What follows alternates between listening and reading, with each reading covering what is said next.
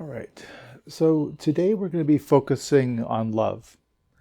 We've touched into and practiced with love a number of times in this group, and it's one of those topics and areas of practice that we can enter into, and there's always more to understand, to learn, to make relationship with.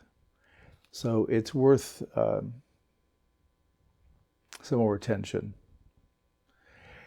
Part of the importance of love is that, as I view it, love is the viscosity of reality. And by that I mean it's the atmosphere, it's the air, it's the glue that holds everything together. Of course, I'm using that as metaphor, but it's that everything is infused and is an expression of the love of the Absolute. And first, the Absolute is not human. We often project human qualities onto the Absolute. My wife is Catholic, also considers herself Buddhist. But when I go with her to the Catholic Church sometimes, and they'll talk about love, they'll talk about these different qualities and about how one needs to pray and open their heart. And I can see the relationship. They're trying to work this also, of how does this go exactly. And the Absolute, and what my point with the Catholics was, they refer to the Absolute as God and talk about it as He this and He that. And some other Christians really hold a very human perspective on the Absolute. They try not to displease God. They try to not anger God. They want God to like them and love them. So it's really like a parent. It's a parental role where they're trying to please. And the Absolute isn't subjective. It isn't an individual. It doesn't have likes and dislikes. It doesn't have all that. The love is really quite objective, and that in itself can be both reassuring when we contact the Absolute's objective love, and it can also be a bit of a disappointment that I'm not specifically loved for me, even though the truth is each of us is, but not in a particular way. The Absolute doesn't single us out. It's more like rain, where it just loves, and the love falls and lands where it does and impacts as it does. But it's not personal. So again, there's a reassurance when we make contact with this love. The objectivity means that it's not evaluating us. It's not looking at mistakes you've made or character development that you need to attend to. It's just simply loving. And so the good news is that love is fully available to us no matter what. I've mentioned in the past that I've had a couple of students who worked with folks who were in prison. And the reports back I heard of them teaching metta or innate goodness, and innate goodness is just a slight innovation of metta, but essentially the same practice, was the report they gave was that virtually all the prisoners who were drawn to meditation could make contact with innate goodness. The distinction they made were any of the prisoners who were, diagnosed as either psychopathic or sociopathic didn't have an easy time connecting with innate goodness. And they asked my advice on that, and I said I would ask those folks how best to contact innate goodness. They know their relationship with the Absolute and with love, and they're probably going to give you the best advice anyone can. So the point is that love is available to all of us.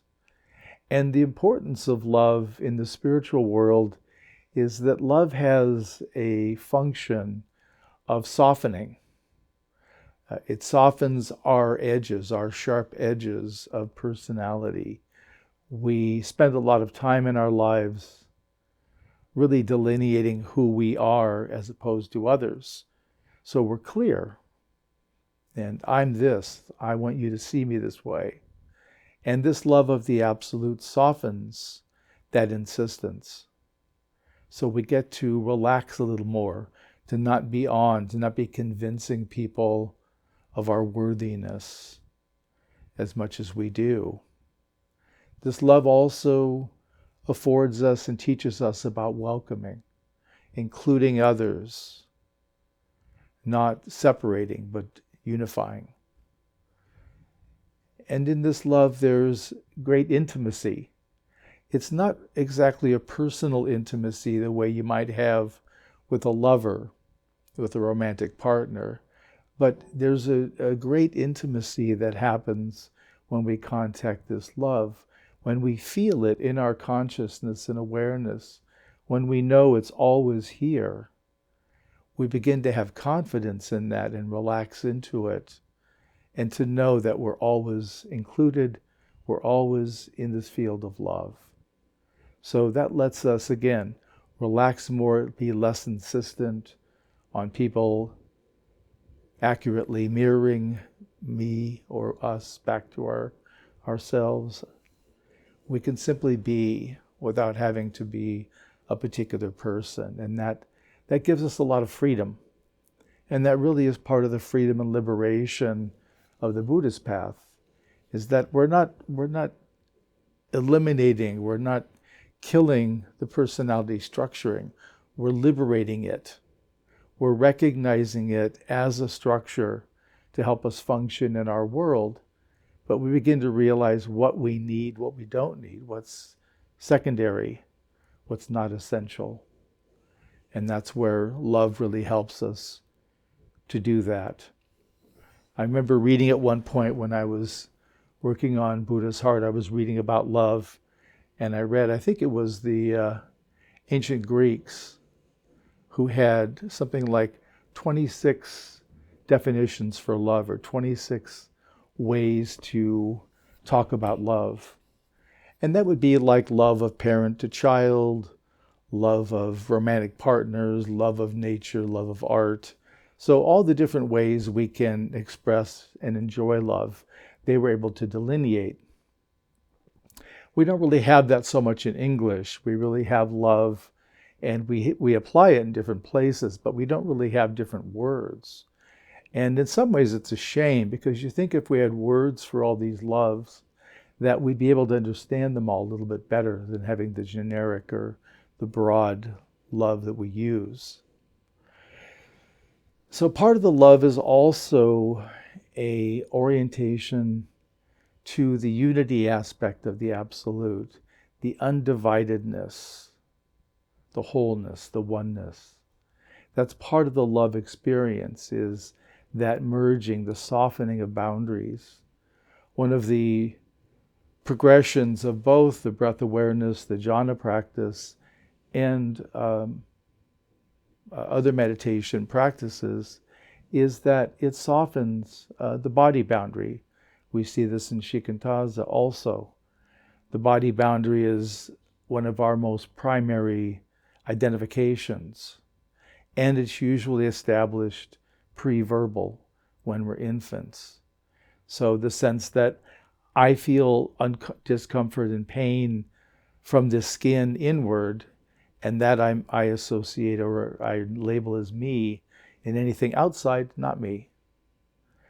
And so that starts our identification. I'm separate. And so this helps soften even that. Like I said, in these meditations, when we get deeper in the meditations, the body boundary begins to soften. We can not feel parts of our body, or it feels though our body is distended in a way where an arm may be several meters in one direction, the leg several meters in the other. We just feel like our body is not intact in one place. So this is part of the breaking down of identification as well. And it's not that we're not individuals and we don't have particular orientations and likes and dislikes, but it softens it as being the only definition we have. remembering that a lot of spiritual practice is that tension between what's conditioned, what has a birth, decay, and death, versus what's unconditioned. And part of the spiritual practice is identifying the differences, spending time and contacting what's unconditioned, realizing that's a part of who we are. So there is a part of us that isn't going to die. In consciousness and awareness, it will travel on. What exactly happens and how is complicated, but the fact is that awareness and consciousness can stay intact. That's a possibility. We see that in Tibetan Buddhism and the reincarnation of people like the Dalai Lama, the Panchen Lama, the Karmapa.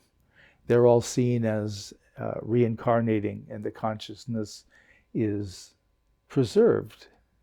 When the prior individual is dying, they do some ceremonies to sort of package the consciousness for the journey into the next lifetime. And when they find the young, reborn Dalai Lama, they view it as a remembering, having the person remember the practices and realizations that are close at hand because they're still intact in the consciousness of the new birth.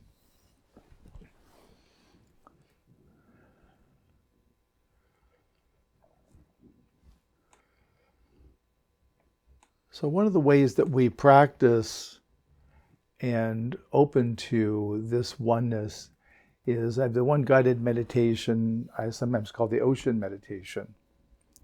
And in that meditation, we're experiencing the dynamic, the relationship between the individuality, the oneness of the wave, the uniqueness, the specialness, the understanding that no wave is like any other wave. Every wave and every human is completely distinct from other humans in many ways. And yet all waves are an expression of the ocean. All waves contain all of the ocean, all of the oneness, all of the unity, all that's undivided. And this is where sometimes I've talked about the absolute as being like a hologram.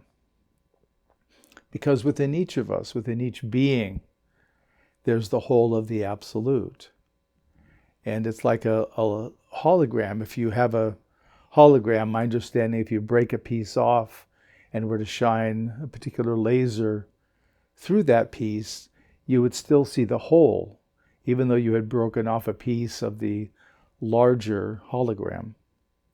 So that's really how the absolute functions, that it's contained in the largest item, the earth, and also in the smallest. In Buddhism, we call the smallest the kalapa, which is a subatomic particle of composition. It's the breakdown of physical reality to kalapas, which is a different practice we won't go into today.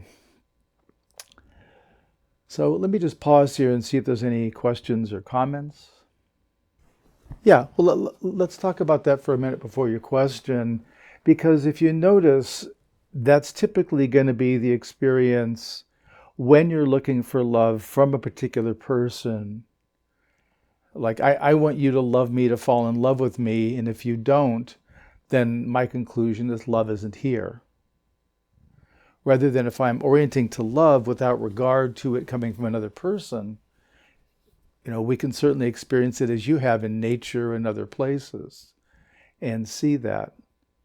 So that's part of the understanding, is that we're looking in a particular place, and also we're looking at a conditioned source, not an unconditioned source. Yeah, and that's true. We look for parents. We want parents to love us unconditionally, and we have an idea on what that looks like. And when the parent can't be perfectly attuned to us, then, or if we have siblings in particular, and there's only so much love to go around, we feel a deficit. And because we can't blame the parent, we rely on them so much for survival, we turn the blame on ourselves. I'm the one that's at fault. Something must be wrong with me for this parent not to love me the way that I think they should or feel they should. So it creates it, and also that's how it ties into the identity. We begin that story. I'm not quite good enough. Something's wrong with me. This is why I'm not loved by everyone. Yeah. And just to mention that briefly, it's really, we can see from what's arising in our life what needs to be worked. And so, for example, if you're seeing in your life that you're not quite connecting with others, you don't feel quite connected to yourself, that's going to be some indication that there needs to be some work on love, or that there's a way that you're looking for it only in a conditioned source. So it's a disappointment that's constant. So anyway, it's a little more complicated than I'm making it, but there's times when we shift, when we're doing personality development, we're becoming more refined as an individual, a better vessel for the Dharma, as I say, and then other times when we are transcending. So it's sort of like we have to be willing to be in both functions, not at the same time, but we need to be willing to meet whatever's here, whatever's coming up in our life that needs attention. Yeah, it's probably, I would suggest if we work on a one-on-one, we can work with this specifically. But there's a couple of different ways that it shows up for humans like this. And one is an anticipatory rejection. If we have the experience when we're young of not feeling like we're loved in the way that we wish, we make the conclusion that we're not worthy somehow, we're broken or defective. And so we can shut off from trying to feel the love of others because we don't want to be disappointed. And we don't want them to confirm that we're broken. So it's a kind of defense that we have. And the other is that in a similar way, we can really layer on top of our consciousness these protective layers. And in working with people, I can feel them sometimes where they're hard, they're like a rock. Sometimes they're feel very rubbery, like whatever is said bounces off. So there can be, and some can be plastic or glass. So there can be different kinds of exterior defenses that we develop. And so that's why it takes some time to explore this and sort of peel back the layers. But the primary way is to look and see how it was in your early life. What was love like? Did you feel like you were loved? Was it hard to feel love? Were your caregivers present or absent? And not physically, but in terms of emotion for you. And that's usually the template that we take in. Yeah, and that may be part of it also. You may have an expectation of how it's going to be impacting, and it may be coming in a different way than you're looking for. So that's the other. And it's easier if we start with the feeling the love of the absolute, the more objective love. And then we can begin to feel from the people, because the people, it's going to vary based upon their relationship to us and their own psychological work, how functional, dysfunctional they are. Yeah, and there's probably some story around it that something's a little bit wrong with you. You probably hold that, which most humans do. There's some, if people knew this piece about me, they wouldn't love me. Or if they saw that, and this stems from, in my view, it stems from the core wound. When we're in that dual unity at birth, we're in the love and presence, and we at some point elect the caregivers in birth family over the absolute. And because we need the caregivers so desperately, we can't blame them if their love is deficient in some way. And so we blame ourselves both for the turn away from love and presence, and also the fact that our caregivers aren't perfectly attuned to us. With the absolute, because it's objective, it's not loving Matthias more than Stephen. It's just loving. And we're the ones that can receive it either wholly or partially. And that's part of why we practice the Brahma Viharas, is because we want to learn how to not only improve our relationship to the different category of beings of the Brahma Viharas, but also we want to learn to open to the heart quality of the Absolute. So we can resonate with it, we can recognize its presence, and we can receive it. But part of what we work is whether we're worthy. That's really a big part of this. Like I mentioned to Louise, there can be a lot of self-opinions that keep us from opening to it. And a lot of it is the expectation of disappointment. They're not going to get it right. Why do this when it's only going to be disappointing? So it's that anticipatory defense of, if I don't feel the love, if I don't feel the need for love, then I won't be let down. And certainly there's truth in that, but ultimately it's not a way to live. Play with the words. The Absolute doesn't care what you call it. So you're free to come up with any word. You can call it Harold if you want. Exactly. You can call it Ethel if you wish, yes. Yeah, but that's important to do, to recognize that there feels to be a distance. I use the word absolute because to me it's the cleanest word. And words even like divine, there's a little bit of human injection into it. We're trying to humanize the absolute a bit. So, but I think it's whatever you find, however you find it to work, is the main thing. But it's the intimacy, and you might hold the question: where isn't love?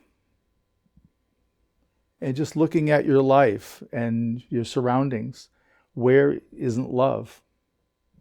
Yeah, and everything's the absolute. Everything you can see that's conditioned is generated by the unconditioned.